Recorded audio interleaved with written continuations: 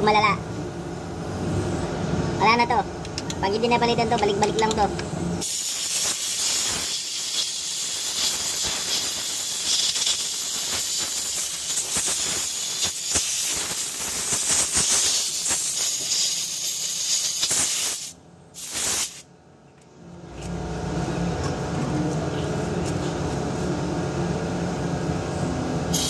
Ngay ko.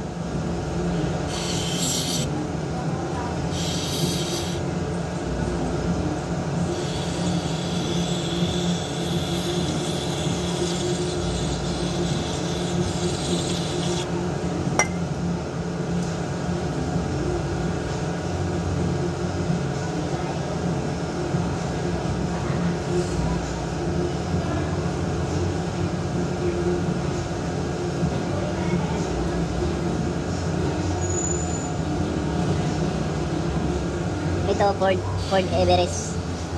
Everest to, Everest. Tingnan natin kung aandar.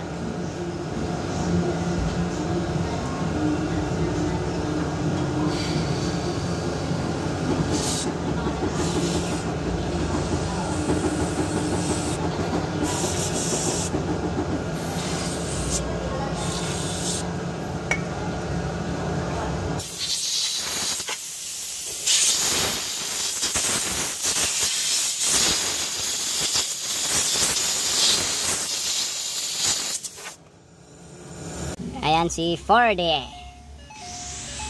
Tingnan natin yung lumangoy na ECU kung andar. Maraming nabaklas kasi dito kaya iniilaw yung mga ano yan. Try natin yung start muna. One click ah. Naglagay ng ano. No check engine. We have 4x4 here. Check 4x4 here. So chinek ko sa baba, walang problema. So may mga nahugot lang na sakit yan kasi nagdi-detail pa tayo eh, kaya normal. We can figure out later. So the important is engine is running now. So let's go guys.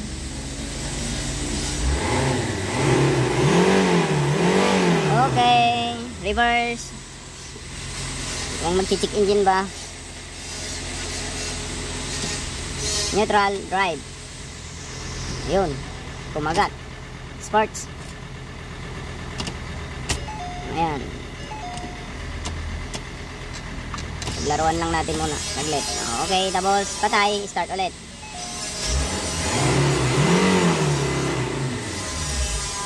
Patay. Start. Okay. Ayan na, yung hinahanginan natin kaninang ano. Baklas, then linis. Ayan. Ayan ang resulta. Sure yan guys, babalik yan kasi magkaka-error yan kalaunan. Kasi nga nabasa na yan eh. So may mga parts dyan na component na magiging weak na yun after na magamit-gamit. Ay, yung problema dito yung biglang mamatayan ka na lang sa daan. Ayan, so wala muna tayong papalitan ngayon. Observe muna natin to kung okay siya. Road test. Siguro yung road test natin na 1 linggo okay na siguro pag hindi nagka-error. Kasi i-detail pa kasi ito eh, hindi naman i-release agad. So road test lang tayo para makita natin na okay naman siya or may dapat pang balitan. Ayan, si Ford Everest. Malala yan, maraming ilaw oh. Ayan oh, maraming ilaw.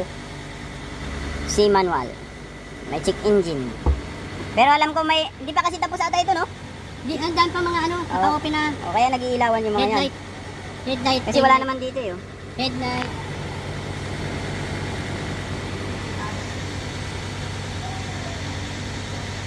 Pag-lamp, wala. I-ano ko lang ha. Tapos itong sa loob, wala. Ay, yung charger. Ay, uusok tayo. Masusunog tayo, Kuya Marn.